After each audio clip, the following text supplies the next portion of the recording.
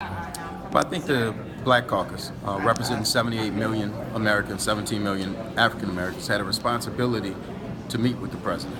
And part of the meeting was educating him on problems that we see and solutions that we know will work.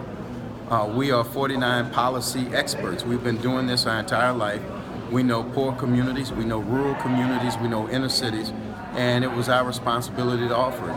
I think that he looked at a lot of the solutions. I think that the next step is to meet with cabinet secretaries and flush out and push them on them, and I think they'll brief the president on it. And where we can get them, we'll get them. But in the meantime, we're going to keep holding his feet to the fire. Nothing's changed on our side.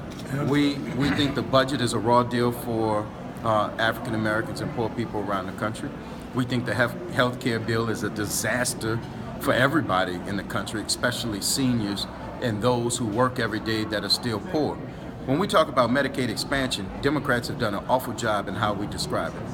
But when we talk about Medicaid expansion, you're only talking about people who get up, go to work every day, but still don't make enough to afford health care. So we're helping people who are busting their butts to help themselves. And that, I think, we didn't do a good job of explaining. So when you start hearing Medicaid expansion and taking that away, you're taking it away from people who work every day.